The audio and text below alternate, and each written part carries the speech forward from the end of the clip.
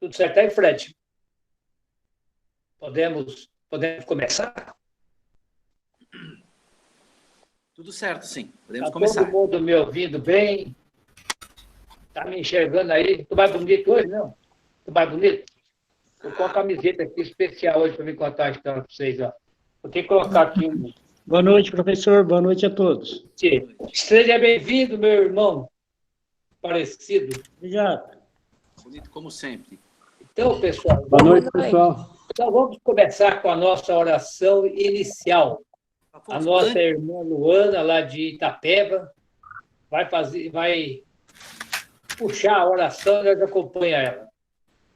Antes de começar a oração, por favor, eu recebi um milagre essa semana e eu queria pedir para incluir nas orações de todo mundo o casal Daniel e Jaque, são lá do Mato Grosso, de uma cidade chamada Primavera do Leste, e seus filhos Gabriel e Luíse, pela saúde de todos eles, que eles operaram um verdadeiro milagre na minha vida essa semana. Depois eu conto com calma para vocês.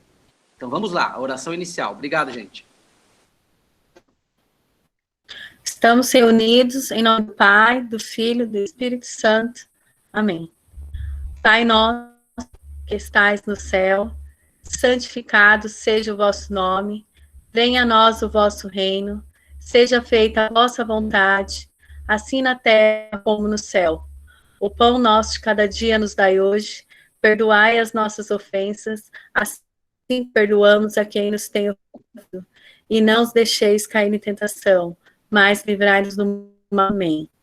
Ave Maria, cheia de graça, o Senhor é convosco, bendita sois vós entre as mulheres, bendito é o fruto do vosso ventre, Jesus. Santa Maria, Mãe de Deus, rogai por nós, pecadores, agora e na hora de nossa morte. Amém.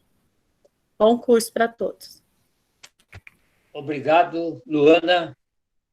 Obrigado a todos. Então, boa noite, pessoal da leitura popular da Bíblia. Paz e bem. Então, que bom que nós estamos mais uma vez reunidos e reunidas para conversar um pouquinho sobre a Bíblia. Eu queria conversar com vocês hoje, assim, um pouquinho antes da nossa introdução, o Fred está colocando na tela aí.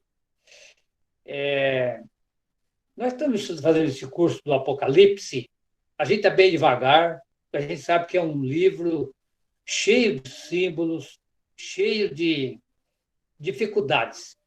Então, até o texto chama assim, ó, a dificuldade que o pessoal tinha para entender a Bíblia, como também tem hoje. Então, nós estamos fazendo assim, quase uma exegese. A hermenêutica, vocês já sabem o que é, né? E a exegese também. Mas vou falar duas palavras. A hermenêutica é a gente pegar e colocar o evangelho na vida, né? Deus fala através da Bíblia. Isso aí é que o sacerdote faz na homilia, os leigos e as leigas faz também na homilia, quando pega lá o texto da Bíblia no domingo e liga com a vida. Isso aí é a hermenêutica. Já a exegese já é um pouco mais profundo. A exegese é uma literatura. É para você saber de onde que vai entender o que está em volta do texto, que a gente chama de contexto. O que é o contexto? É a vida. É a vida que está em volta do texto. Então, muito bem. Então, por exemplo, nós não estamos conseguindo fazer aqui uma exegese, porque não dá. A exegese tem que ser pessoalmente, para a gente poder aprofundar mais. Mas nós estamos fazendo um grande aprofundamento. E esse aprofundamento que nós estamos fazendo, a gente chama de leitura sociológica da Bíblia. O pessoal também que está fazendo o curso de teologia para leigos e leigas também estão fazendo essa experiência. A leitura sociológica, só o nome que é feio, né, bem? O nome é feio, mas na prática é muito fácil. A gente chama de os 4 lados da Bíblia. A Bíblia tem 4 lados e a vida também tem. Então, qual que é o lado, os 4 lados que a gente vive? Boa noite a todos. Desculpe do atraso. Seja bem-vinda, Catarina. Obrigada. Então, a Bíblia tem os 4 lados. O lado econômico, e também nós temos a vida, o lado econômico. O lado econômico é o dinheiro. Como é que a gente vive? Nós precisamos de dinheiro para pagar nossas contas, precisamos de dinheiro para comprar comida, para trabalhar, tudo faz parte do dinheiro, é o lado econômico. O lado econômico leva o lado social, que é o outro lado. O lado social é como que a gente se relaciona, como que a gente vive um com o outro, com a outra. Agora, é claro que o lado econômico, a pessoa está sem dinheiro, está lá no meio da rua caído, o outro passa com um carrão de 160 mil, o relacionamento não é legal, né? Não é legal entre os dois. Então, é o lado social, é como que nós se relaciona. Econômico, é como é que está a nossa vida financeira. E o lado político. Quando a gente fala do lado político, quem está governando nós? Nós temos um presidente, nós temos governador, nós temos prefeito, temos vereador, temos deputado, temos senador.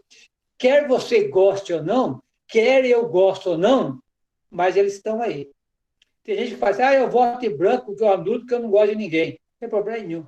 Só que você vota em branco, está assinando o cheque em branco para quem mandar em você, mandar em mim. É o lado político. E tem um lado ideológico. O que nós pensamos? Esse lado ideológico tem a ver também com a religião. Qual a religião que eu pratico? Então, esses 4 lados, ele está na Bíblia e também está na vida. A gente vive isso aí. A gente pode não gostar do presidente, pode não gostar do prefeito, mas o prefeito está aí. O prefeito está aí. Então, quer dizer, mesmo que eu não votei nele, ele está aí. Então, e ele vai depender da política do governo, quanto que vai ficar o preço do álcool, da gasolina, do arroz, e como é que está o emprego, o desemprego, está lá para governar nós. Então, a Bíblia tem esses 4 lados. Então, a gente está aprofundando esses 4 lados. Aí, eu pergunto para vocês, uma pergunta para nós entender o texto de hoje. Qual que é o papel da igreja? É salvar almas? Tem um canal de televisão aí que chama assim Dai-me Almas, que é a canção nova. Nada contra. Tá? Eu estou falando da realidade. É salvar almas. Isso aí era o projeto de João Paulo II e o projeto de Bento XVI. Era esse projeto, salvar almas. Tudo bem. Agora, o projeto da igreja é libertar a humanidade da injustiça e da desigualdade? Então, nós temos 2 projetos da igreja. Esse é o projeto do Papa Francisco, que é a igreja em saída. E a Igreja Católica, em 2016, até agora, 2020, nós já perdemos 10 milhões de católicos. Está indo embora da Igreja Católica, está ficando ateu, não está fazendo mais nada. Por quê? Porque a igreja tem a sua doutrina. Às vezes, a coisa lá de 400, 500 anos atrás não muda. Então, a pessoa já evoluiu, já não quer mais ficar nessa. E o curso de teologia vai ensinar tudo isso. Se a gente concorda ou não, é outras coisas. Eu estou falando da realidade. Né? A igreja é salvar almas ou é libertar as pessoas da injustiça e da desigualdade? A gente pode pensar. Então, a leitura popular da Bíblia ela vai por esse caminho também. Aí, quando você olha lá, o Jesus da história, né? O Jesus que começou fazendo história na Galileia e foi crucificado, nasceu pobre, morreu pobre, nasceu pobre, viveu pobre e morreu na cruz. Esse Jesus continua fazendo história até hoje. Lá na época dele, ele estava preocupado em salvar almas ou estava preocupado em salvar a vida do povo? É bom a gente pensar, né? Eu não lembro dele falar de salvar almas. Ele falava de amar o Pai, seguir o projeto do Pai. Muito bem. Falando tudo isso para vocês, não é à toa, tá? Não é à toa. Porque nós que temos contato com vários grupos, que somos professores de teologia bíblica, teologia pastoral, nós estamos recebendo muitos pedidos de quase o Brasil todo para a gente fazer um curso de teologia para leigos e leigas. Aqui tem a Marandi, que está aí na tela, a Marandi, ela é uma aí que faz esse curso, não sei se tem mais alguém que está junto com ela fazendo esse curso aí. E esse pessoal porque a internet ela é um pouco excludente. Tem muita gente... Olha, nós estamos com 90 pessoas lá no curso do Apocalipse. Nós estamos com 28 aqui presentes. Está ótimo. Está ótimo. Muitos não entrou por alguns motivos. E depois eles vão assistir o vídeo, vão ler o texto e tudo mais. Mas, ao mesmo tempo, também, ela é inclusiva. Tem muita gente que mora lá no sítio que não pode sair, está chovendo, está escuro, e lá ela consegue fazer pela internet. Que é no caso, né, Benim? Aí no bairro do Chá. Como é que o pessoal do bairro do Chá vai descer lá em Itapeva no dia de hoje? Então, está na sua casa, no seu conforto. Então, vamos preparar esse curso. Se alguém de vocês aqui do grupo do Apocalipse quiser fazer, aí a gente vai chamar todo mundo. Quem quiser, se inscreve e a gente vai começar em fevereiro. Muito bem. Depois desse papo todo, vamos lá no nosso texto. Depois, claro, a gente vai mandar o projeto para todos os grupos, por escrito. Esse curso de Teologia para Leigo é todo apostilado. Né? Cada apostila tem suas 150 páginas. Você aí pode tirar xeroca, a gente vai dizer como é que vai fazer para chegar até vocês. Bom, o Fred está piscando aqui na tela, de vez em quando ela fica preta. De vez em quando fica... Aí agora ficou preto. É problema daí ou é problema meu aqui? Mas todo mundo está vendo, está ficando preto aí também? Tá? Está ficando preto aí também, Bené? Está piscando? Tá? Mas vamos lá, vamos ver se a gente consegue ler, então. Vamos... O Fred, está ficando piscando, sabe o que é? Você que é o craque aí no computador? Bom, vamos aí então acompanhar. Então, hoje é a comunidade de Tiatira, né? Então, o tema é... Fred, está me ouvindo, Fred? Estou ouvindo. Olha, tá preto e branco aí? É a minha internet que tá lenta. É a internet. Então, tá bom. Vamos fazer o que a gente... Agora melhorou. Foi só você mostrar a cara aí, é milagre, hein? Já parou. Então, vamos lá. Apesar do esforço, você deixa em paz os falsos líderes. Então, a gente vai mostrar que a igreja tem líder e falso líder, a comunidade de Tiatira. Ouvir a palavra do Apocalipse que provoca dificuldades. Né? O meu microfone está desativado? Apareceu alguém escreveu na tela aqui. Tá não, né? Não, tá bom, está funcionando. Está ouvindo? Então, tá apareceu na tela aqui, acho que é a internet, então. Bom, então, a palavra do Apocalipse que provoca dificuldade. Ligar o texto com a vida. Hoje, vamos ver de perto a quarta carta, que é a carta central, a mais comprida, enviada para a comunidade de Tiatira. O problema principal que nela aparece é que determina a posição de alguns diante das carnes sacrificadas aos ídolos. Provocou um conflito da própria comunidade. Dá para subir um pouquinho aí, Fred? Subindo. Tá bom. Então, comer carne sacrificada aos ídolos significava participar do culto ao imperador. Sim ou não? Então, é para a gente pensar. Quando a gente vai ler a carta, a gente vai pensar nisso aí. Bom, continuando aí, para conversar. Hoje, agora vai mexer com nós, viu, Benem? Hoje, diante da proposta do governo neoliberal, algumas pessoas na comunidade querem resistir. Outros dizem que o governo está certo. As pessoas se dividem e surge conflito. Como é a nossa comunidade? Quais os pontos positivos daquela comunidade, quais os pontos negativos? Então, eu queria conversar um pouquinho sobre esse assunto. E eu queria também que o Benem, qualquer outras pessoas que estão aí, conversasse também sobre esse assunto. Por exemplo, a nossa comunidade, o que é o governo neoliberal? Neo é novo, tá? Neoliberal, pessoal, o neoliberalismo é uma política que tem no mundo assim, ó. Se Se eu tenho um carro que vale 160 mil, um carro de 100 mil, e tem alguém lá morrendo de fome na rua, não é problema meu. Eu trabalhei, eu estudei, eu mereço. A política neoliberal, ela diz assim, o Brasil tem que crescer, o Brasil tem que produzir. E para produzir, nós temos que tocar os índios de lá. Tem que devastar a Amazônia, porque tem que plantar.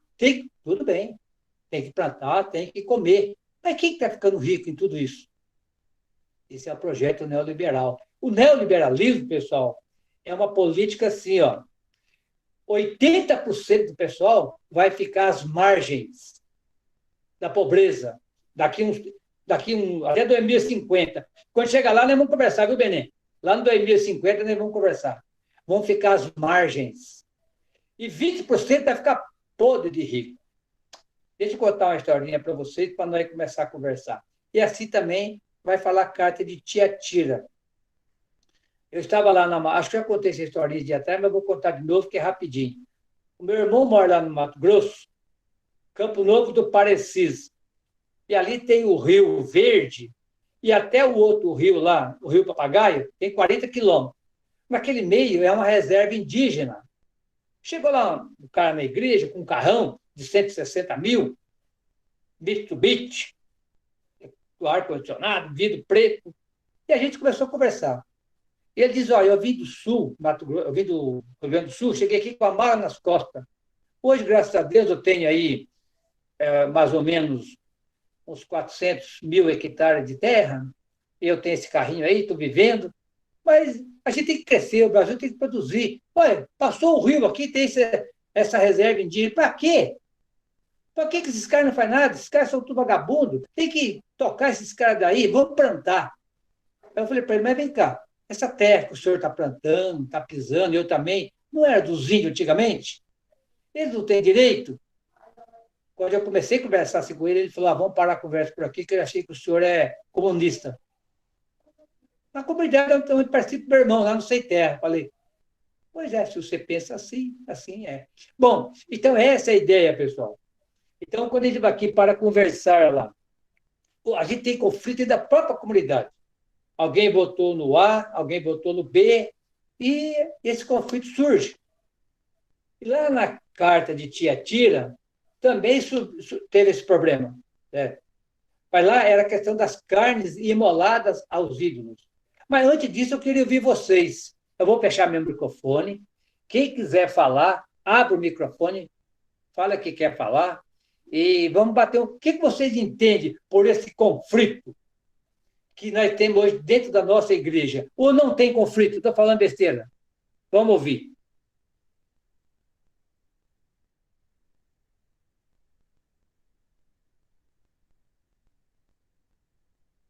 Nenê, puxa para nós aí, você e Emília. Depois o outro vai falando. Bom, eu acho, Afonso, boa noite, primeiramente, para todos e todas, né? E eu acho que, como já disse no encontro passado, né, a gente tem que ter essa preocupação, né? E eu acho que uma coisa que é garantida neste encontro nosso é a liberdade de expressão, a liberdade da palavra para todos e todas, né, que estão participando, né? Mas eu acho que na igreja não tem tanto conflito porque nós baixamos a cabeça para muita coisa que ocorre, né? E eu acredito que, né, as comunidades, assim, de cada paróquia, a comunidade geral da igreja, né, ela aceita, como diz, come essa carne que é oferecida aos ídolos, né, aos deuses falsos, né. Por exemplo, quando a gente bebe da ideologia que é passada pelos meios de comunicação, né, e isso anestesia, de certa forma, os católicos, os cristãos, né, para que não reflitam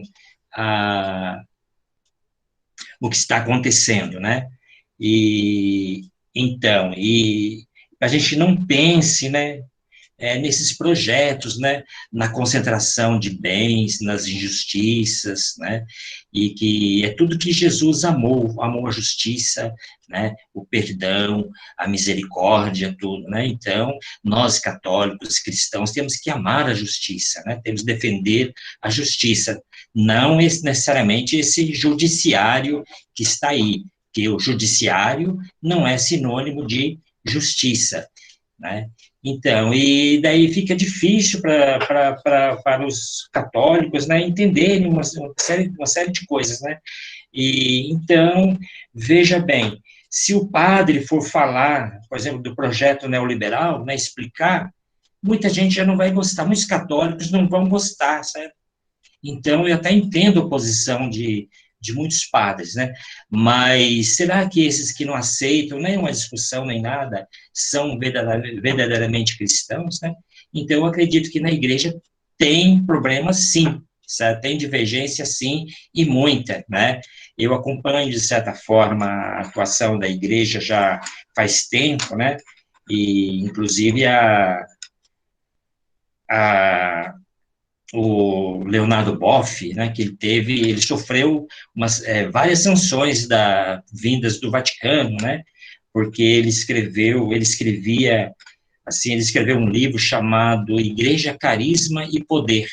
Isso rendeu a ele, né, uma censura de 1 ano. Ele ficou proibido de dar palestra, de ministrar aula durante 1 ano, certo? Uma censura imposta pelo atual Papa Emérito Bento XVI, né, que respondia por essa pasta lá no Vaticano, né, que é considerado assim, não tem nada contra ele, né, mas representa a ala conservadora, esse grupo que quer salvar somente a alma, né, como foi no passado, né, a gente vê a história do Brasil, né, então, os europeus chegavam aqui, né, batizava, correndo os índios para salvar as almas dos índios, né? Depois escravizavam, né? E os negros que vieram da África, né?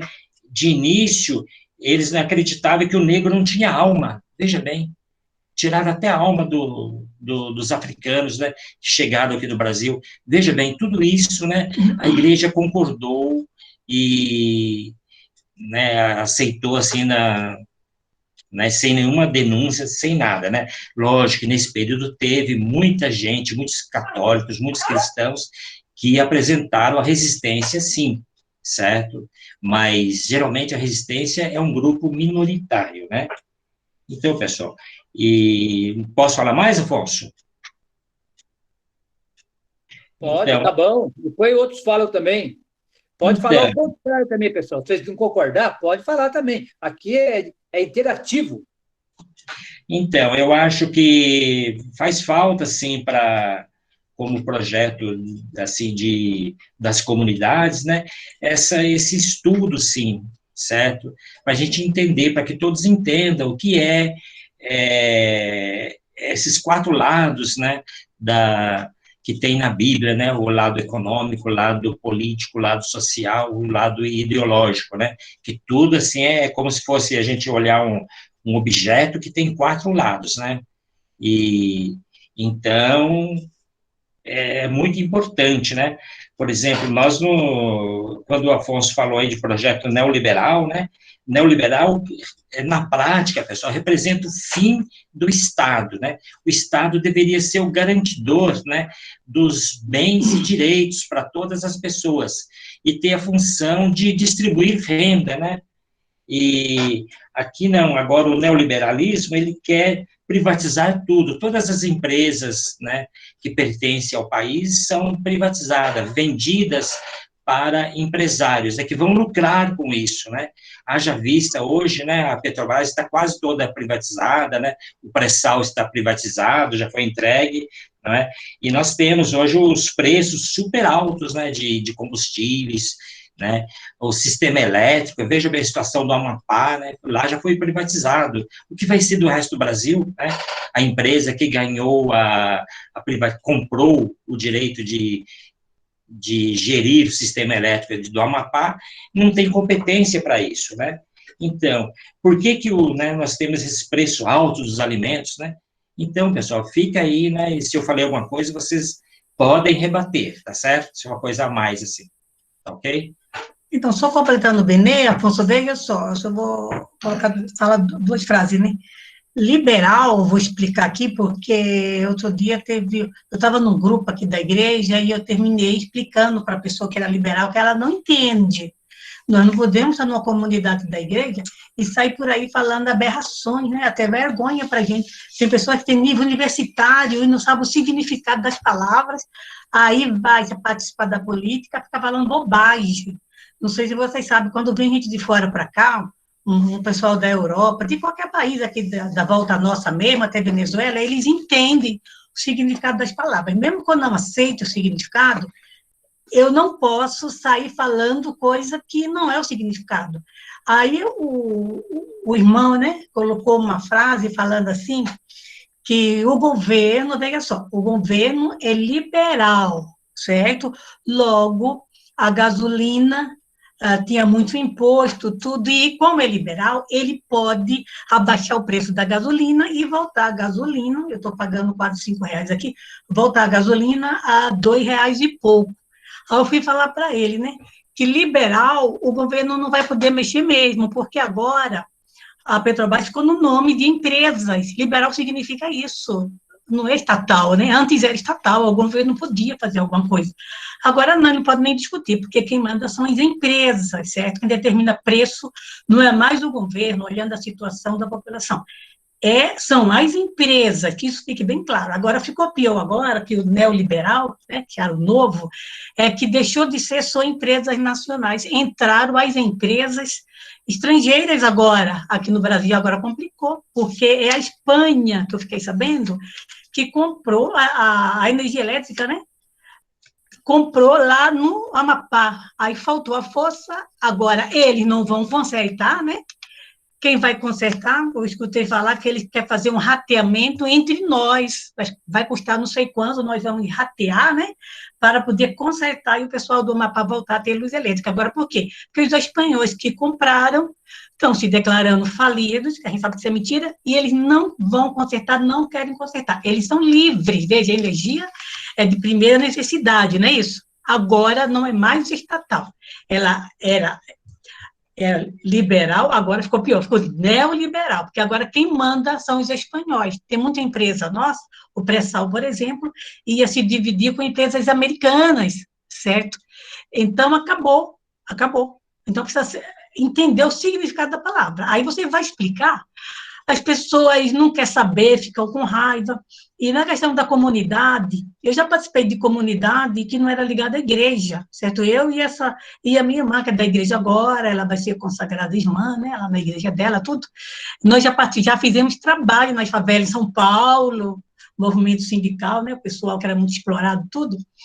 E lá era comunidade. Na igreja eu não sinto comunidade. Por quê? Veja só, comunidade é ser comum. Se eu sou comum, mesmo esse meu irmão que não é de sangue, eu tenho que tratá-lo como se ele fosse um irmão de sangue, né? O problema dele é o meu problema também, não é verdade? Eu não sinto isso, certo? E, tipo assim, por exemplo, eu sou da pastoral da criança, eu vou fazer uma visita. Aí eu sinto que aquela pessoa que você vai lá fazer oração, conversar, encaminhar, muitas vezes até para ver a carteirinha de vacina. Depois eu fui encaminhar também o bônus que ela precisava receber, né, esse dinheiro que o governo dá, eu não sabia encaminhar tudo, fui ajudar. Daí, quando eu chego lá, eu tenho que conversar com ela, porque, veja, primeiro eu não estou fazendo um favor para ela, o governo não está fazendo um favor. É direito, e eu tenho que me colocar para ela como se ela fosse uma pessoa igual comigo. Eu ainda falei para ela assim, quando você estiver precisando das coisas, você tem estudo, ela fez acho que até 7ª série, coisa assim. Você pode ir direto na prefeitura para reivindicar também, conversar com a prefeitura. Aí, se você não conseguir, você me chama, eu vou junto. Vai de 2, quem sabe, né? A pessoa não pode, porque está recebendo, se sentir, tipo, humilhado, afastado. Então, comunidade, eu tenho que passar, porque eu sei, tanto da igreja como de fora da igreja, para encaminhar um problema, pessoal, né, o social, como o Afonso colocou, eu tenho que estar passando isso para ela. Ela tem que entender também, entender a política, indicar para ela quais são os canais que ela tem que correr, porque às vezes coisinha boba, remédio que ela não estava conseguindo, ela veio correr atrás de mim. Eu vou falar, ela veio correr atrás de mim. E eu fui encaminhar para ela. Então, eu estou educando algumas, e é difícil fazer isso, né? Porque as pessoas daqui não têm esse conhecimento. Ao mesmo tempo que eu vou fazendo, eu vou ensinando para ela mesma ir fazendo. Isso é cidadania, né? Isso é comunidade para mim. Aqui não é. Vocês mesmo que estão me escutando, para dar um exemplo. Vocês têm, outro dia estava o texto das mulheres. A coordenadora faltou, certo? Porque teve um problema assim, de saúde na família. Veja, se a comunidade, eu aprendi assim lá em São Paulo, certo? Se a comunidade, qualquer uma de nós que estávamos ali, já era, deu 7 horas, começava o texto, não precisava estar coordenadora, ela estava com problema com o neto dela, então qualquer uma, seria comum. Não foi comum, porque ninguém começou, o pessoal começou a ir embora, depois que chegou uma que falou assim, a fulana ligou para mim e pediu para mim vir fazer, certo? Aí fez, nessa altura eu já tinha até vindo para casa, né? Porque eu assisti o texto pela Rede Aparecida do Padre Zezinho, eu vim correndo para não perder, isso aí também. Mas veja, ser comum é dividir, eu divido informação, eu divido tudo. Eu não posso ficar com a sabedoria só para mim, né? Cristo veio de pobre, eu estava lendo novamente o livro do Master, e, nossa, tem uma frase que me tocou muito, a gente já sabia, mas estava lá escrito, olha, Cristo foi pobre e veio de pobre.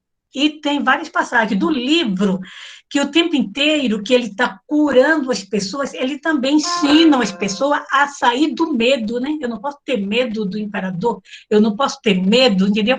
De ninguém, tá nas minhas primeiras necessidades, eu tenho que ir lá, conversar, ver por onde que eu vou conseguir, não é verdade? Porque todos nós temos que ter vida e vida em abundância. Desculpe se eu falei bastante. Aproveitando que você está falando, vamos para o texto, então. Então, vamos. Olha, pessoal, então foi claro que você fazer um curso de teologia de Bíblia, a gente não ouve só o que a gente quer. A gente tem que ouvir todos, que é os 4 lados, né? Para a gente poder entender. E aí, agora, tudo isso, essa fé, aonde ela fica? A pergunta é essa. Vamos ler o texto para ver o conflito que tinha na comunidade de Tiatira e o conflito que nós temos agora. Falou o Benem e a Emília. Vocês sabem muito bem que lá na nossa igreja, na nossa comunidade, aqui tem uma pergunta assim, né?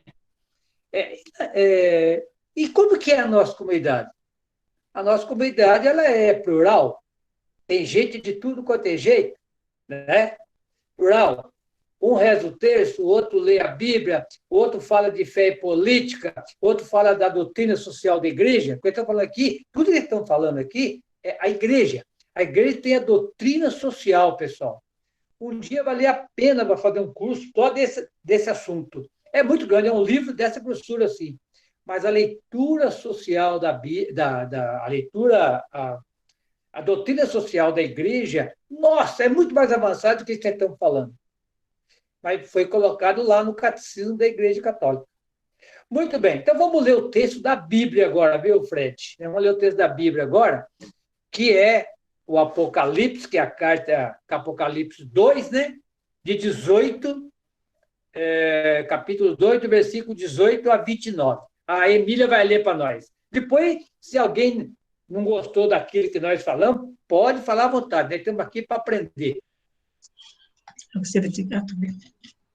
Então, vamos começar. Carta à igreja de Tiatira. Ao anjo da igreja que está em Tiatira, escreve: assim fala o Filho de Deus, aquele que tem os olhos como chama ardente e pés semelhantes ao bronze precioso. Conheço tua conduta, teu amor, tua fé, tua dedicação, tua perseverança, tuas últimas obras são mais numerosas que as primeiras. Mas tenho contra ti que estás tolerando Jezabel, essa mulher que se diz profetiza e ensina e seduz meus servos, levando-os a se prostituir e a comer das carnes imoladas aos ídolos. Dê-lhe tempo para se converter, mas ela recusa arrepender-se de suas prostituições. Por isso, vou lançá-la num leito de dores e seus companheiros de prostituição numa grande tribulação, se não se arrependerem de seus atos. Farei morrer seus filhos, e assim todas as igrejas saberão que sou aquele que sondo os pensamentos e os afetos, e retribuirei a cada um de vós segundo suas obras. Quanto a vós, os outros de Tiatira, que não segues essa doutrina, vós que não conhecestes as profundezas de Satanás, como eles dizem, não vos imporei outro fardo, mas guardai o que já tendes até que eu volte. Ao vencedor que perseverar até o fim em minhas obras, darei autoridade sobre as nações. Como cetro de ferro, ele as governará. E como vasos de argila serão quebradas.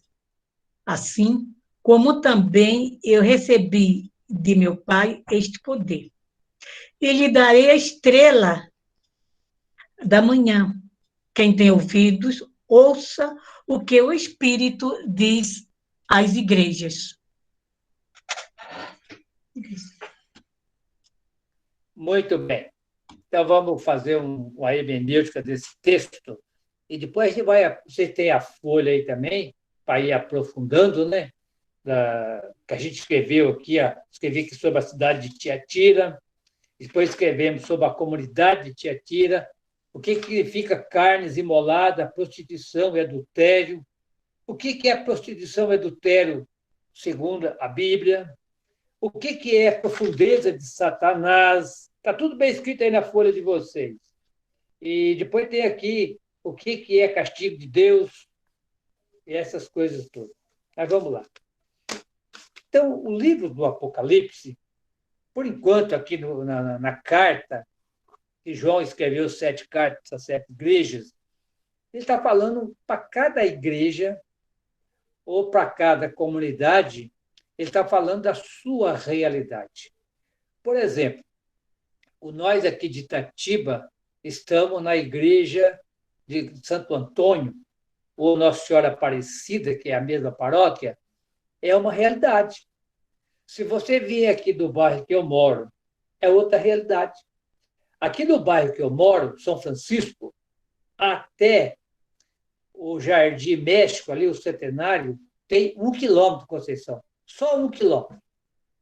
Um dia, qualquer um de vocês pode vir aqui, Benem, qualquer um. Eu saio daqui da nossa casa, de São Francisco, dou uma volta aqui no nosso bairro. E depois você dá uma volta no Centenário. 1 quilômetro só de diferença. Pessoal, é um outro mundo. Você saindo daqui, do São Francisco, e andando até o Jardim México, que é 1 quilômetro, só atravessa a estrada. A divisa é a estrada de rodovia que vai de Itatiba a Bragança. É outra realidade. Aqui é cheio de gente na rua, cachorro, gente vendendo droga, pessoal andando de moto, e se você não tomar cuidado, o pessoal atropela você. É uma loucura. Você vai no Jardim México, é aquele silêncio. Não tem ninguém na rua. Não tem ninguém vendendo droga. Por quê? Porque não mistura num quilômetro. Então, você vê como que é as realidades. Então, por isso que João, ele escreve uma carta para cada comunidade, para a gente aprender essas realidades. Se perguntar para mim assim, qual que é a realidade de Itatiba, eu posso falar que eu sei da realidade de São Francisco. Itatiba eu não sei, é muito grande. Perguntar qual que é a realidade de Itapeva, o Benem não vai saber tudo, porque tem a zona rural, é a cidade pequena, mas também tem as suas dificuldades. Bom, aqui ele escreve ao anjo da igreja de Tiatira. O anjo nós já sabemos, né? É aquele ou aquela que cuida da comunidade. E aqui ele dá 3 títulos para Jesus. O primeiro não tem segredo lá. Assim diz o Filho de Deus. Quem? Filho de Deus nós sabemos quem é. Agora, quem tem os olhos como chamas de fogo? O que é isso? Os olhos com chama de fogo. Isso aí significa, pessoal, é simbólico. Significa aquele que tem a ciência divina. Quem tem a ciência divina? Deus. Jesus é o próprio Deus. Ele tem a ciência divina, nós temos a ciência dos homens. Então, anota aí. Os olhos de fogo, chama como fogo, ou fogo, enxergando muito, significa aquele que tem Deus. E ele fala, e os pés como bronze. O que significa pé de bronze? Significa pé firme. Firme em Deus, eu não mudo. Nós estávamos falando aqui dos problemas das comunidades, dos problemas da vida, né? Então, Jesus, quando ele chegou, ele arrumou um monte de conflito. Por isso que ele foi para a cruz. Por quê? Ele não concordava daquela religião do pecado, a religião do castigo, da pureza e da impureza. Não. E meu povo morrendo de fome? E o povo leproso? E o povo lascado sem terra? Como é que fica? Enquanto o Império Romano ficando cada vez mais rico, e os saduceus e os fariseus, e o povo, 80% na pobreza.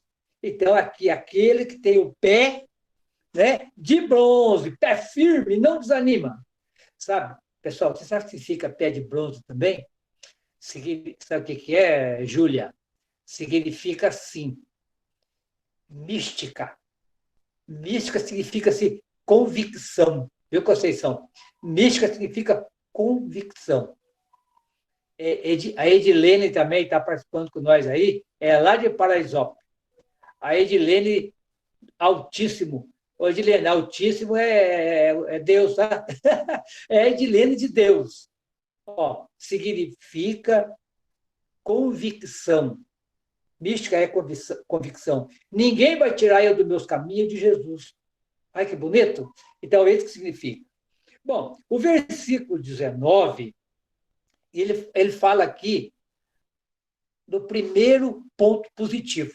Olha que bonito. Ele chega elogiando a comunidade lá.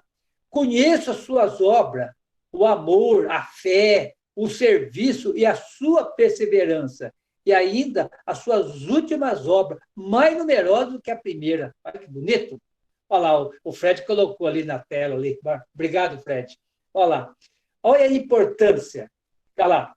Obras, amor, serviço, fé, paciência. Obra mais importante do que a primeira. Quer dizer, é isso aí que nós precisa. É uma igreja que reza. Eu gosto de rezar, eu não posso ficar sem a Eucaristia. Eu gosto de rezar, gosto de ir na igreja, gosto de participar. Mas não pode ficar só nisso. Não é eu que estou falando, é a Bíblia e Jesus, tá? Não é eu que estou falando. Muito bem. Agora, a partir do versículo 20 em diante, e, pessoal, o negócio fica ruim. E ele começa a colocar os pontos negativos da comunidade. Ele fala assim, olha lá, no ponto negativo. Mas há uma coisa que eu reprovo. Você deixa a Jezabel agir uma mulher que se diz profetiza. Ela ensina e seduz meu servo a se prostituírem e comer carnes imoladas ao ídolo. Vou parar um pouquinho aqui. Pessoal, está na folha de vocês um texto comprido aqui que eu escrevi, certo? Sobre carne imolada aos ídolos. Eu vou dar um resumo aqui, porque não tem muito tempo para aprofundar esse assunto. Era assim, lá na cidade de Tiatira, tinha um templo profano, que eu chamava. Era um templo que eles fazia culto para o imperador. E lá naquele tempo, era gente muito rica, eles matavam boi. E sacrificavam esses boi. E essa carne que eles sacrificavam, eles queimavam a parte, porque o sacrifício no templo acreditava que a fumaça subia até Deus. Essa era a coisa lá do Antigo Testamento, e agora é a questão, os reis faziam isso aí também, e as autoridades lá de Tiatira.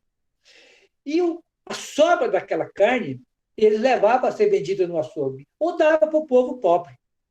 Aí a comunidade cristã de Tiatira dizia, não pode. Isso aí é prostituição. Isso aí é adultério. Isso aí é pecado, vamos dizer assim. Uns acham, mas isso é bobeira, não tem nada demais, não. Pode comer a carne, sim. Outros falavam, não pode comer. Então, criou-se um conflito dentro da comunidade de Tiatira. Porque uns achavam que podia, outros achavam que não podia. Aí, Paulo, lá na carta de São Paulo, a 1 Coríntios 8, de 1 a 13, o Paulo dá uma explicação muito legal sobre esse assunto. Se você puder ler em casa, está citado aí, quando você escolher a carne distribuída aos ídolos, está aí citada. O que Paulo fala dessa briga aí? Deixa eu dizer para vocês o que Paulo fala. Ele fala assim, ó, comer ou não comer não tem pecado. É igual você pegar lá o Evangelho. Tanto faz você pegar lá Mateus 15, de 1 a 20, ou você pegar o Marcos 7, de 1 a 23. Está dando uma briga lá entre Jesus e os fariseus, porque eles falam assim, olha, os seus discípulos comem sem lavar a mão. Eles estão fazendo, está contra a lei. Aí Jesus fala para eles assim, ó, mas como vocês são hipócritas, hein? O que vai para dentro do estômago, nada é impuro. O que vai para dentro do estômago, o que é bom, vai ser aproveitado. O que não presta, vai virar fezes e vai para a privada. Então, o conflito de Jesus com os fariseus significa o quê? Era sobre a pureza e a impureza. Aqui é a mesma coisa. Então, tudo que você come não está errado. Está aí, ó, alguém colocou aí, Frederico, 1 Coríntios, né? Capítulo 8, de 1 a 3. O que Paulo fala lá? Pessoal, o que o Paulo fala lá, Benê, eu achei legal.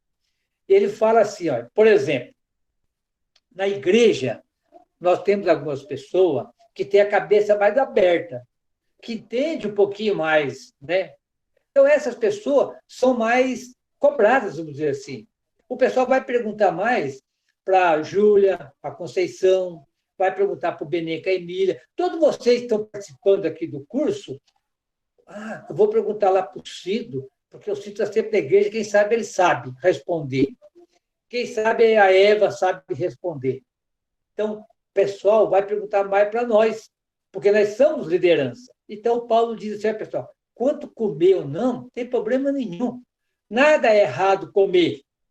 Agora, o problema é o seguinte, se a gente for criar escândalo, então não coma perto dessas pessoas. E aí vamos jogar para o dia de hoje, por exemplo.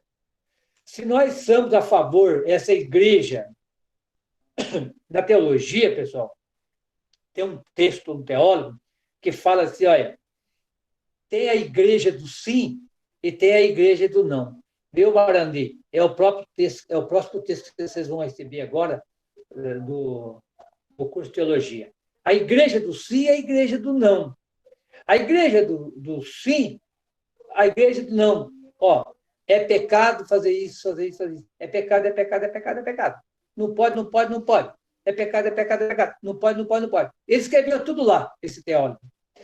Então, quer dizer o seguinte, o que é pecado e o que não é pecado? Aí a igreja tem lá no Catecismo da Igreja Católica, né? O que é pecado, definição de pecado, pecado graves e pecado venial, e tudo bem. Mas isso aí é para você, Conceição, para você, Benê, para você, Edilene, que está vendo aí. É para você ler aquilo lá. Mas aí tem uma vírgula assim, mas, do Benê, tem uma vírgula assim, mas você também pode contribuir.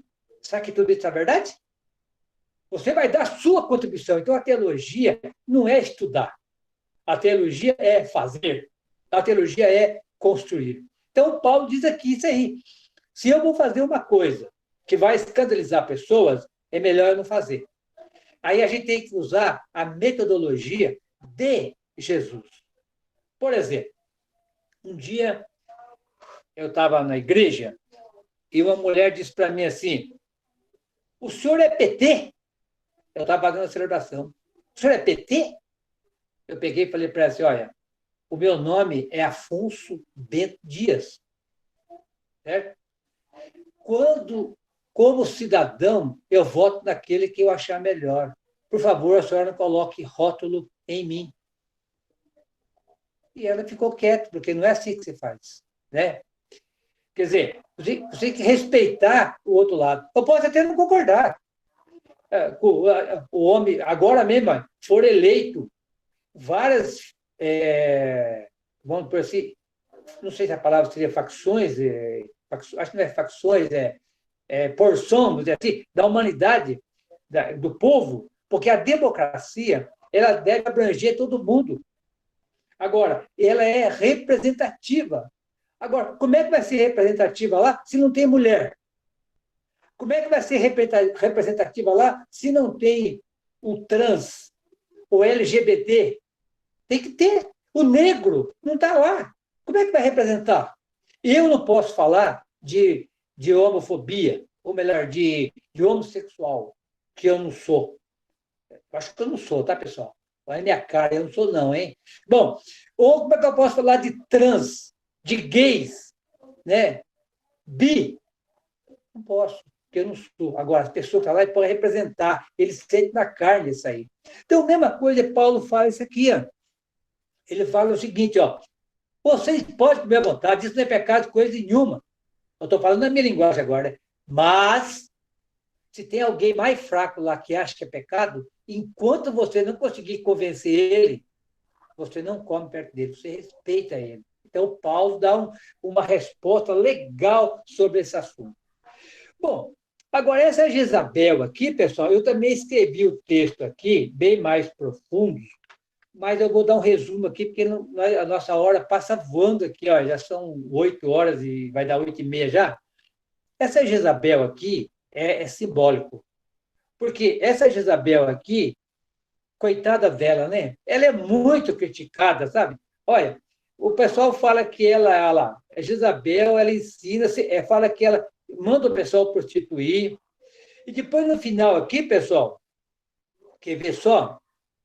Olha só o que ela vai receber, o versículo 22, olha lá. Olha o que vão fazer com a Jezabel. Eu vou lançá-la numa cama e vou deixar em grande tribulação os que cometem adultério com ela, a não ser que se arrependa das obras que pratica. Olha um outro castigo violento aqui, pessoal. Eu vou matar os filhos dela e todas as igrejas ficarão sabendo que eu sou aquele que sonda as mentes e coração. Mas, espera aí. Essa Jezabel, a gente não sabe o que ela fazia. Se ela estivesse aqui e pudesse responder, ela não pode responder, né? Ela já morreu. Mas agora, essa Jezabel aqui é simbólica. Agora, a Jezabel existiu. Eu coloquei no texto de vocês aí também. A Jezabel, ela aparece lá no primeiro livro dos reis, na época do profeta Elias, a partir do capítulo 18, né? Até coloquei aqui, ó. Aliás, a partir do capítulo 16, ela aparece, e depois aparece o 18, 19, 20 e 21. A Jezabel era da estrangeira, do país de Tiro, e ela casou com o Acabe. Isso lá no ano 900, né, antes de Cristo, casou com Acabe. E ela levou para Israel a religião do Deus Baal. E ela enfrentou o profeta Elias. Mas o profeta Elias desmascarou ela e o Acabe. Lá no capítulo 21 do primeiro Reis, ela manda matar o Nabote, porque o Nabote tinha lá um pedacinho de terra e o rei queria comprar. Primeiro Reis 21. Mas o Nabote não queria vender, porque era herança do pai dele. Sabe o que a Jezabel fez? Preparou um trama contra ele e mandou apedrejar ele. Então, essa é a Jezabel lá do Antigo Testamento. Agora, essa aqui, alguém colocou ela aqui como prostituta. Está levando a pessoa à morte. Agora, o castigo dela aqui é muito forte, né? Será que Deus castiga mesmo? Eu não sei se o Fred tem condições de... antes do Fred colocar para nós o texto aí, eu queria colocar para vocês aqui essa questão da prostituição e adultério que aparece aqui. Ó, segundo o povo de Israel, eles entendiam assim, para nós aprender. Porque adultério para eles é o casal. Quando nós somos casados, o marido e a mulher ou o homem que tem outro, eles praticam adultério um com o outro. Agora, adultério aqui, pessoal, lá o profeta Oséias, o profeta Ezequiel, o profeta Jeremias, fala o seguinte, que adultério e prostituição, que está falando aqui, o Fred está colocando ali, olha, lá, porém, numa cama, assim, esse é o texto da Bíblia, né, Fred? Então, o adultério, e segundo a prostituição, significa todo aqueles, Benê, e todas aquelas que traem o projeto de Deus. Aquele que trai. Então, se eu estou traindo o projeto de Deus, eu estou sendo adúltero. Eu estou praticando prostituição. Sabe o que é a prostituição na Bíblia? São aqueles e aquelas que roubam o povo. O Jeremias fala lá no capítulo 51 que a maior prostituição são os governantes que ganham milhões e a maior parte do povo está na miséria. Está parecendo com hoje, não está? Jeremias 51. Acho que até o versículo 19. Então, ele vai falar disso aí lá. Então, quer dizer, agora, como é que a gente sabe qual que é o projeto de Deus? É fácil. É só nós estudar o Jesus histórico. Ler os 4 evangelhos. Nós, no curso do CEBI, o ano que vem, viu, Benê, aí, nós vamos estudar os 4 evangelhos. E lá a gente vai entender o que Jesus fala, olha, que quando quando você deixa o pobre passando fome, o pobre sem pão, o pobre leproso, e o pobre, tudo que tem de ruim quanto o pobre, ali está a prostituição e o adultério. Bom, agora, Fred, se você tiver condições de colocar aí, colocar a folha, vai falar aqui, lá, Jezabel, o castigo de Deus e as profundezas do Satanás. Eu já falei um pouquinho isso aqui, né? Agora eu queria que fosse mais, se o Fred não tiver condições, nós podemos, eu tenho a minha folha aqui e a gente conversa um pouquinho. Olha, o contexto, então, quando vai falando aqui da Jezabel, o contexto é o seguinte: o pessoal está vivendo numa fase difícil na comunidade. É que nem nós hoje, né? Na comunidade hoje teve um monte de, vamos supor assim, um monte de tendência, a palavra seria essa. Um é mais conservador, outro é mais avançado, outro mais acredita em castigo, outro quer salvar a alma, outro acha que tem que salvar vidas e tudo mais. Nesse contexto que eles estão vivendo, a Jezabel aparece lá como simbólico. E ela aparece que ela dirigia um grupo lá nessa comunidade.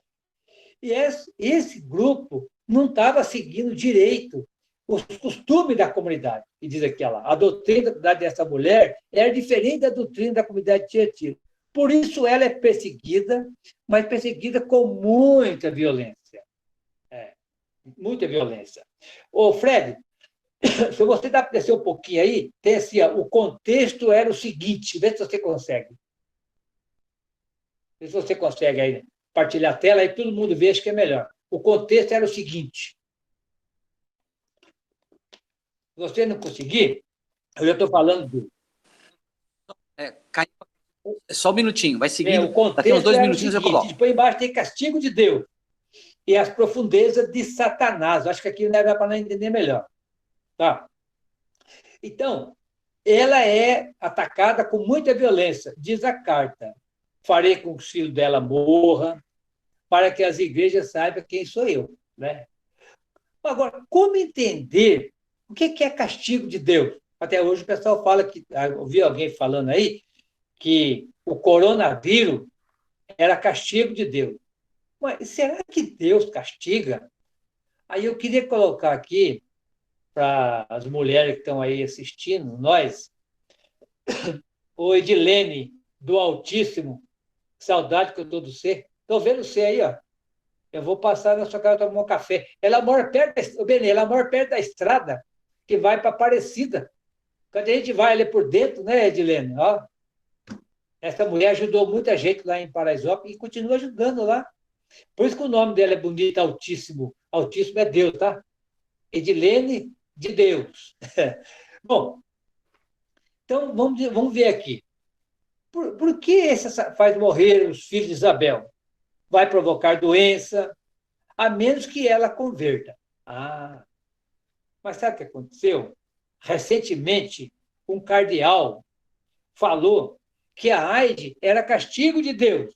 E muita gente se revoltou com essa maneira de ele interpretar a doença. O que o Apocalipse quer com essa maneira de interpretar, talvez seja, o Apocalipse também do cardeal, é apelar para a consciência e a responsabilidade que todos nós temos pela comunidade. Quer provocar um compromisso sério de todos com a caminhada do reino. Então, isso aqui, castigo de Deus. Não. Quer dizer, o que a comunidade quer, a minha mãe fala assim, oh, Deus castiga você, hein?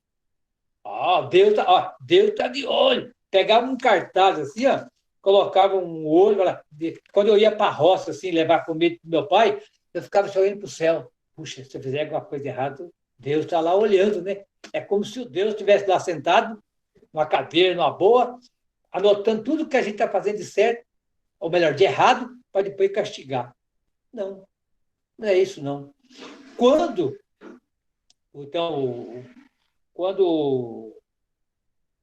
o cardeal falou isso aí, muita gente se revoltou, mas acho que ele queria mais chamar a atenção para que o povo não caísse na AIDS, né? Então, esse é o primeiro problema. Então, Deus não castiga ninguém, não vai matar ninguém porque a gente não é da comunidade. Então, isso não é por aí. As profundezas de Satanás. O que significa as profundezas de Satanás?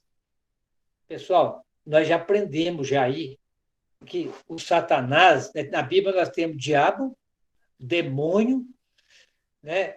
Satanás. E temos também Bezibu. E só não tem na Bíblia é o Saci. Né? O Saci não tem, né? Lobisomem também não tem, né? Né, Conceição? Lobisomem também não tem na Bíblia, né? Estou brincando, não tem. Só tem isso aí. Então, Satanás, pessoal, significa o adversário. Lembra que quando Jesus falou assim, eu estou indo para Jerusalém, e quando chegar lá, pode ser que vou mandar eu para a cruz, eu vou ser crucificado, eu vou sofrer, eu vou ser assassinado. Mas no terceiro dia eu vou ressuscitar. O que Pedro fez? Chamou Jesus lá e falou, Jesus, pelo amor de Deus, que isso não aconteça. Pedro tentou desviar Jesus do caminho traçado, que era ele ir até Jerusalém. E ele recebeu uma resposta duríssima. Está lá em Marcos 8,33. Vai embora daqui, Satanás, porque você pensa como homem e não como Deus. Olha só, pessoal. Vocês sabem que lá em Isaías 55, versículo 6, né? Até o 10, vai falar assim, deixa eu confirmar aqui se eu não estou falando besteira para vocês rapidinho, né? Vai falar uma palavra duríssima lá também, sabe? Vai falar assim, quer ver? Rapidinho aqui. Vai falar assim, é o 55 mesmo, Isaías 55, de 6 a 11. Vai falar assim, olha, chame a Javé enquanto ele se deixa encontrar. Chame por ele enquanto ele está perto. Que o mal abandone o seu caminho e o injusto mude o seu projeto. Que volte para Javé e ele terá compaixão. Que volte para o nosso Deus, que ele é rico em perdão. O meu pensamento, é o pensamento de Deus, tá? Não é o pensamento de vocês. E os caminhos de vocês não são os meus caminhos. Satanás, quando nós saímos do caminho de Deus, nós estamos saindo do caminho, dentro do caminho do diabo, do Satanás, né? Então, aí ele vai falar aqui, ó, Satanás indica alguém que tem uma proposta que desvia a pessoa do bom caminho. Então, quando ele vai chamar lá, vamos voltar lá no texto de Tiatira, né? Ele vai dizer assim, olha lá, mas eu digo, vou matar os filhos dela, todas as igrejas serão sabendo, e depois ele vai falar lá, vamos lá agora, versículo 24. Eu digo aos demais que vivem em Tiatira e não segue a doutrina, e não segue essa doutrina, e que não conhece as profundezas de Satanás, como esta diz eles. Como diz eles. Sobre essas pessoas, colocam outro peso. Guardem aquilo que vocês têm, até que eu venha. Depois já vai vir aqui o prêmio, né? O prêmio. Então, veja bem, terminando aqui, o raciocínio aqui do texto. É provável que a proposta de Jezabel desviava a comunidade do caminho traçado pela maioria das comunidades. Provavelmente, Jezabel representa as comunidades que ainda não tinham aceito as normas do Concílio de Jerusalém a respeito das carnes imoladas aos ídolos. Pessoal, aqui eu queria parar mais um pouquinho para nós entender. Quando ele vai estudar o curso de teologia, a gente tem uma frase assim, viu, Benê? Para todo mundo que está ouvindo aí, viu, Edilene? Eu creio... Não, ou melhor, nós cremos, ponto. Eu creio. Essa frase significa o quê? Quando nós estamos dentro de uma igreja, nós não fazemos parte de um clube de futebol, nós não fazemos parte de uma associação de bairro, de um partido político. Não. Nós fazemos parte de uma comunidade de fé. E nós estamos ali porque nós temos alguma coisa que nós acreditamos. Com certeza, nós temos fé em Deus, em Jesus. E ali eu vou me alimentar da fé de todos os meus irmãos e minhas irmãs. Vírgula. Mas eu creio. Quer dizer, e nós cremos, é isso aí. Eu creio na igreja, mas eu também creio desse jeito. Por isso que na igreja é muito importante ter o curso de fé e política. Porque quando ele fala em política, a maior parte do pessoal tem medo. Quando ele vai falando de política, pessoal, nós não estamos falando de... Quando ele fala aí do governo federal, governo estadual, tudo isso aí é politicagem, é safadeza. Nós estamos falando de política. Política significa poli, significa cidade, significa democracia, significa povo no governo. E política significa organização da cidade. Então, quando fala de política, mas não é politicagem, é política. Quer dizer, é coisa que pode... Quando você leva uma rosa para sua esposa, para agradar ela, você está fazendo política. Quando ela faz um cafezinho que você gosta, ela está fazendo política. Quando você leva lá uma água para ela, um café, ou ela para você, tudo é política. Nós faz política toda hora, entre marido e mulher, e amigos e amigas também. Quando eu chego lá na casa do Benê, o Benê perguntou, você quer tomar um suco? Eu falei, suco? Mas eu prefiro um cafezinho. E a Emília fez aquele cafezinho gostoso. Me agradou, foi política. Então, quando eu estou falando aqui do Concílio de Jerusalém, quem quiser entender o Concílio de Jerusalém, foi o primeiro concílio da Igreja Católica, a igreja primitiva ainda. Era a igreja dos apóstolos. Estava começando a igreja. E lá, vem aqui, pessoal, ver você. Não quer vir. Então, quando estava começando a igreja, lá no Atos dos Apóstolos, capítulo 15, estava dando um grande conflito entre a igreja dos 7 e a igreja dos 12. A igreja dos 12 era a igreja de Jerusalém, era a igreja de Pedro. E a igreja dos 7 era a igreja de Antioquia, era a igreja de Paulo. Ficaram 11 anos se confrontando. E sabe qual que era a briga dele? Sobre circuncidar ou não circuncidar. É igual aqui, comer carne sacrificada a ídolo ou não. No Concílio de Jerusalém, no ano 49, eles se reuniram e tomaram-se uma decisão em comum. Está aqui ela, a respeito das carnes imoladas aos ídolos, capítulo 15, versículo 29. Mas se vocês ler inteiro, talvez vocês vão entender melhor essa questão aqui. Então, profundeza de Satanás significa isso. Pessoal, falei demais.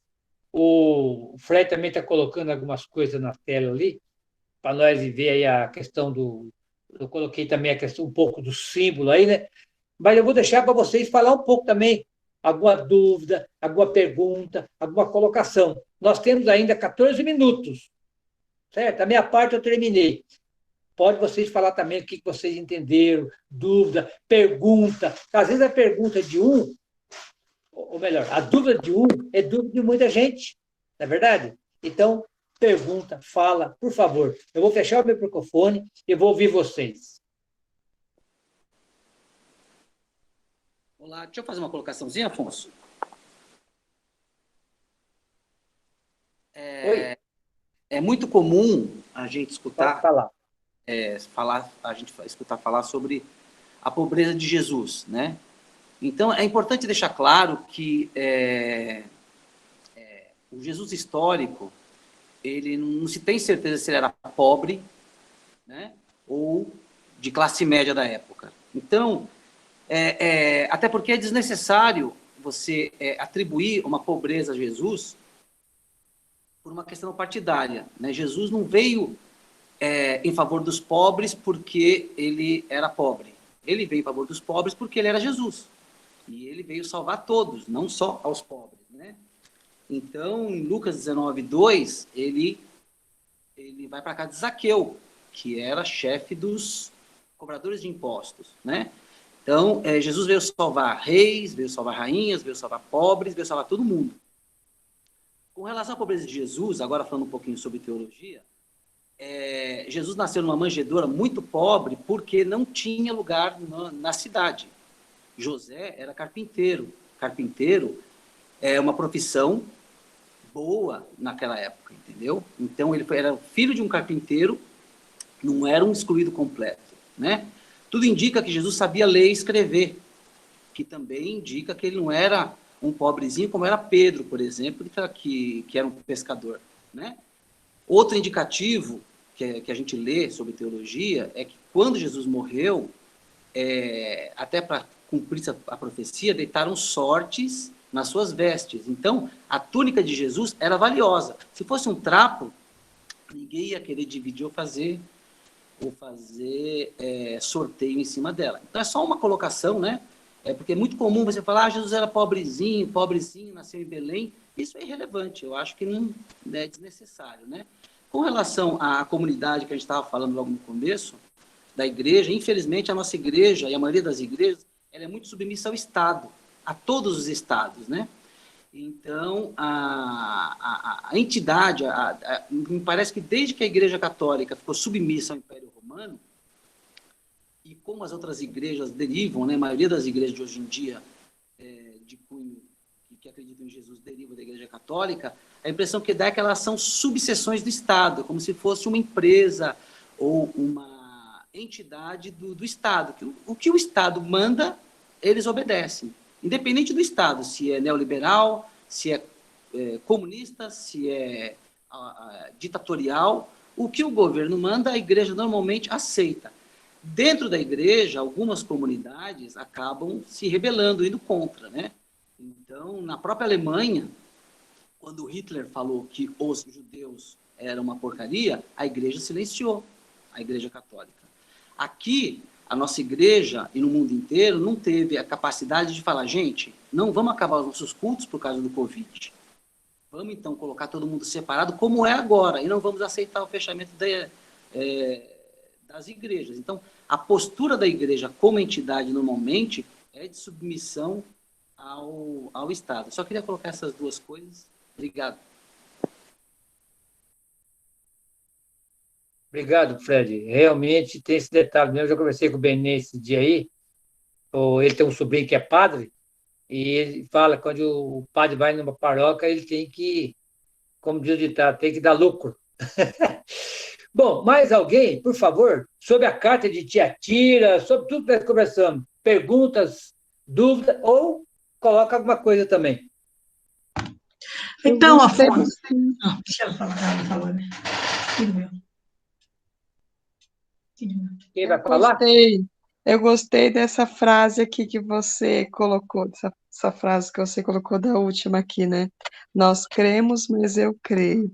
Eu acho que ela completa a pergunta que você fez no início das atividades, né? Nós cremos no Cristo, nós cremos no Cristo que cuida da gente, que protege a gente, que ama a gente, que é, né, o Deus todo criador.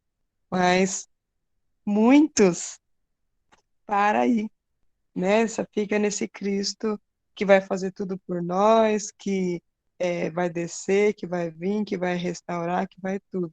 E a gente tem uma parte da igreja que é que eu creio, né? Que eu sou capaz de fazer essa transformação, de dar seguimento naquilo que o Cristo iniciou lá atrás, né? De fazer opção pelos pobres, das lutas sociais, do envolvimento na vida, de trazer o evangelho para a vida, tornando encarnado, né? Fé e vida. Eu acho que ficou muito claro para mim agora, né? Enxergar esses 4 lados dentro da minha realidade, com essa frase que você deixou. Nós cremos, mas eu creio. Valeu, eu tô com muita saudade de você, viu? Que essa pandemia acabe logo. Um grande beijo. Obrigado. Essa menina aí, Benê, todo mundo está acompanhando. Essa menina é um pingo de ouro. Essa é minha filha que eu descobri, que eu tenho uma filha lá em Americana. Oi, Essa menina legal. é muito ligada nas comunidades eclesiais de base. E nós temos um grupo de Bíblia lá, agora está parado por causa da pandemia, mas nós vamos marcar um curso extensivo, igual o pessoal está fazendo aí, nós vamos fazer lá também. E vamos, enquanto Deus é vida e saúde, vamos... Obrigado, Sueli. Foi muito bom a sua colocação. Mais alguém? Afonso, Por favor, fala. falando aí na igreja, analisando rapidamente a postura da Igreja Católica, eu penso o seguinte: existe um termo assim, ó, nem tanto à terra, nem tanto ao mar, né? A Igreja Católica abriu mão, eu penso, abriu mão ao longo dos anos, deixou a política de lado, né? Não se fala, não orienta o povo. E a Igreja Evangélica, por outro lado, está aí com um projeto de poder, eles querem chegar no governo federal.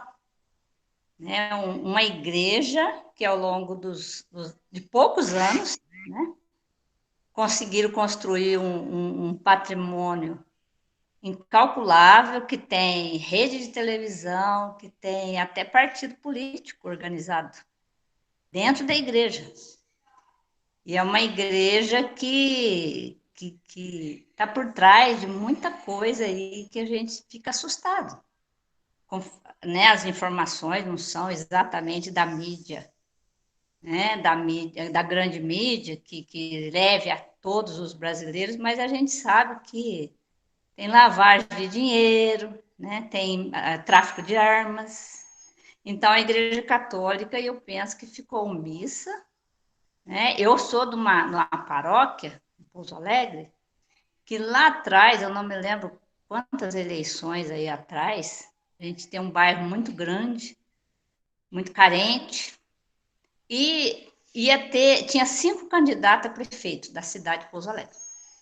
E nós tínhamos um grupo muito forte que estudava fé e política, eu fazia parte, e a gente queria promover um debate dos candidatos no bairro. Só que o bairro não dispõe de um equipamento, de um espaço maior. Hoje até tem espaço, mas naquele tempo não tinha. Né? Hoje a igreja tem uma quadra muito grande, coberta, que serve para fazer festa, enfim. Mas naquele tempo, o padre da paróquia, nós fomos ousados em pedir e ele deixou o seguinte: a gente descaracterizou o presbitério, né? Cobriu o santinho, fez um arranjo lá, tirou tudo.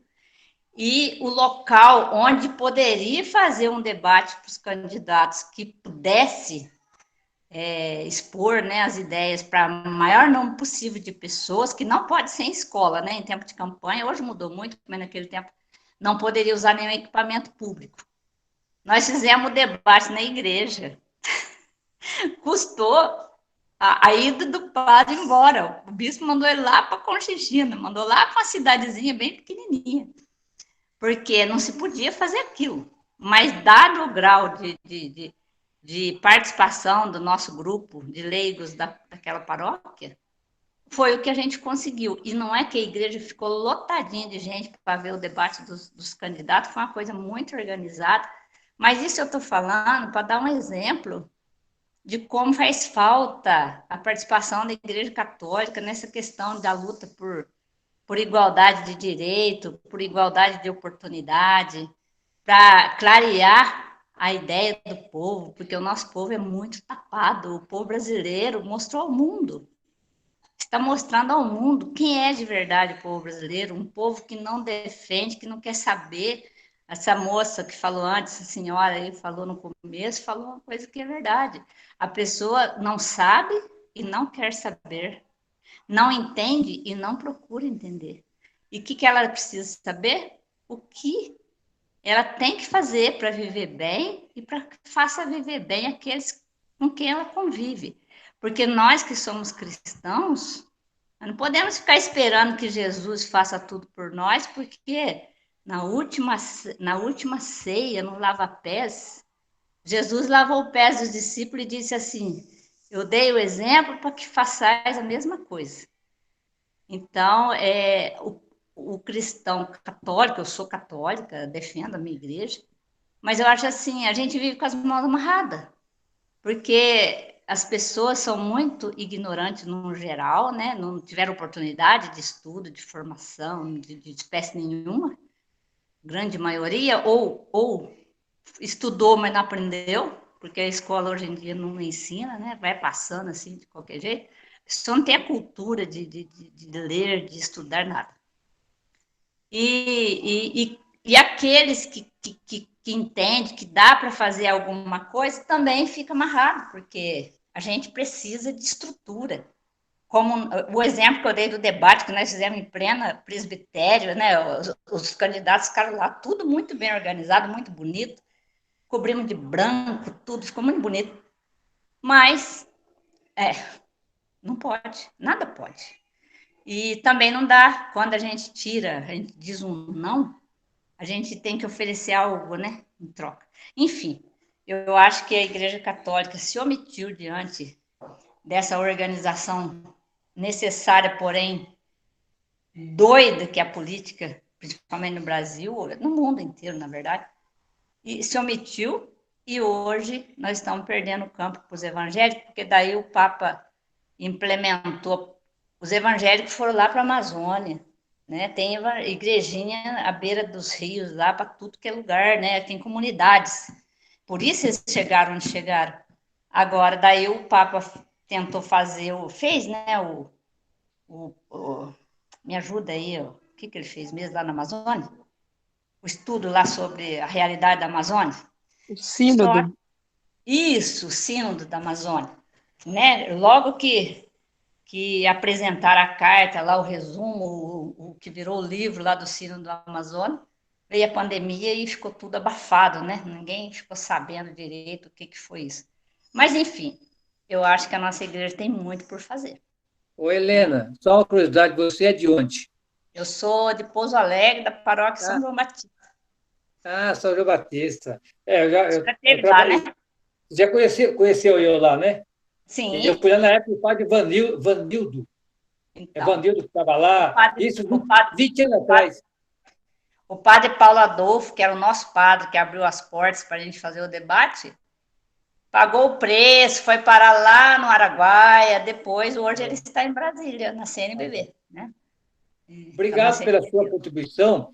Então, vamos fazer o seguinte agora, pessoal. A Maria Helena aqui, agora estou lembrando dela lá da paróquia. Paróquia muito para frente, técnico lá agora, né? Então, o padre Edson aí com vocês agora, né? Padre Edson. Né?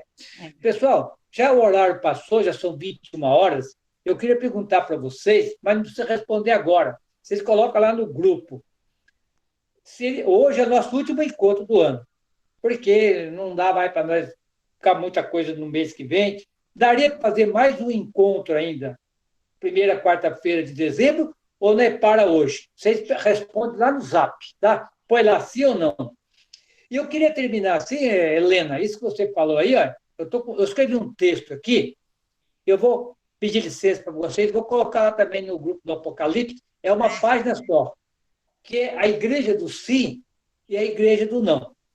Tem um parágrafo aqui que diz, eu escrevi, ó, pegado lá da ideia do catecismo, agora do Papa Francisco. Ele fala assim, olha, o projeto de restauração identitária, o papel da igreja é salvar almas. Ponto. Para a igreja em saída é agora, né, que o Papa Francisco, né, é libertar a humanidade da injustiça e da desigualdade. Então, daí tem duas igrejas, uma para salvar almas, outro para libertar a humanidade da justiça e desigualdade. As pessoas se salvam salvando a humanidade de tudo que impede de ser a grande família dos filhos e filhas de Deus. Daí a proposta do Papa Francisco, ao incentivar os movimentos sociais a lutar por 3T, viu, Helena? T. Ó, terra, trabalho, terra, trabalho, que mais? E teto. Teto e trabalho. Terra, teto e trabalho. Terra, teto e trabalho. Isso. Terra, teto e trabalho. Beleza. Então, Helena, obrigado pela você, obrigado a Fred, obrigado a todo mundo. E agora não dá para nós comentar muito mais, já está chegando no final, não, o pessoal cansa. Responda para nós, lá no grupo, sim ou não, se queremos mais um encontro para a primeira quarta-feira é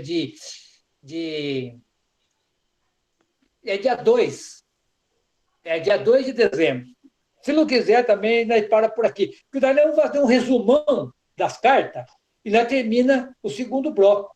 Aí, quando chegar no mês de fevereiro, nós vamos para o terceiro bloco, que é a história lá do capítulo 4 a 11, que é o novo Êxodo.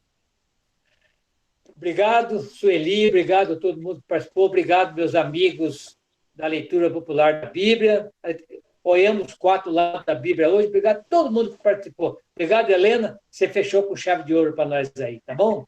Obrigado a todos. Vamos rezar, né? A nossa amiga lá, Morandi, vai fazer a oração final para nós. Vamos lá, então. Estão me ouvindo? Vamos. Sim. Sim.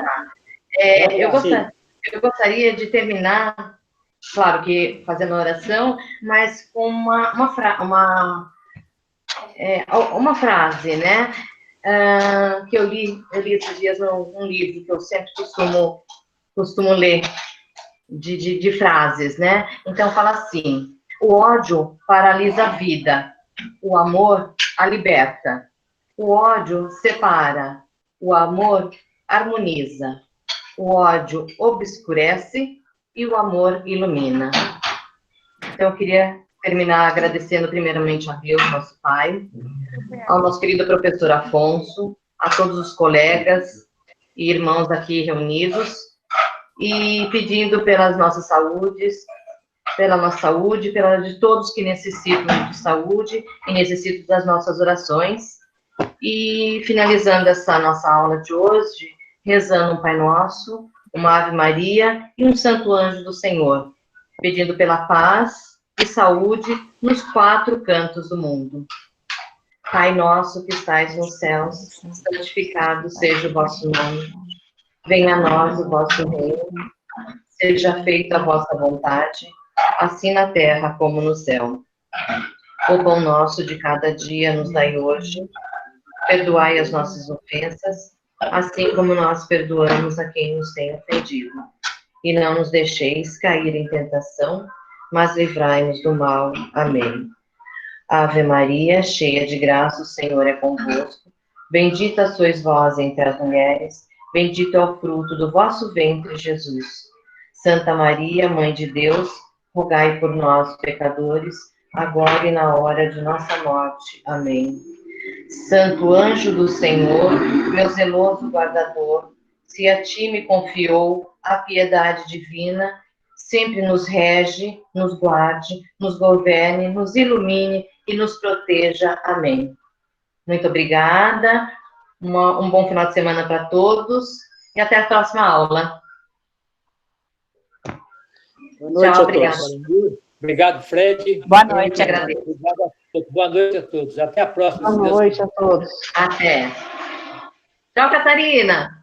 Tchau. Tchau, professor. Tchau, tchau. Até o próximo encontro. Boa noite. Boa noite, pessoal. Tchau para Boa todos. noite. Tchau, Luana. Tchau, Luana. Boa noite. Tchau.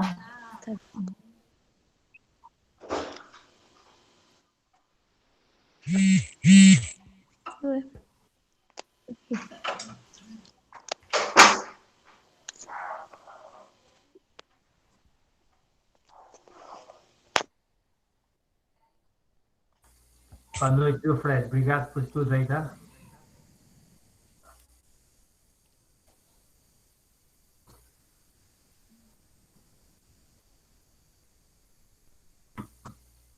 Obrigado, Fred.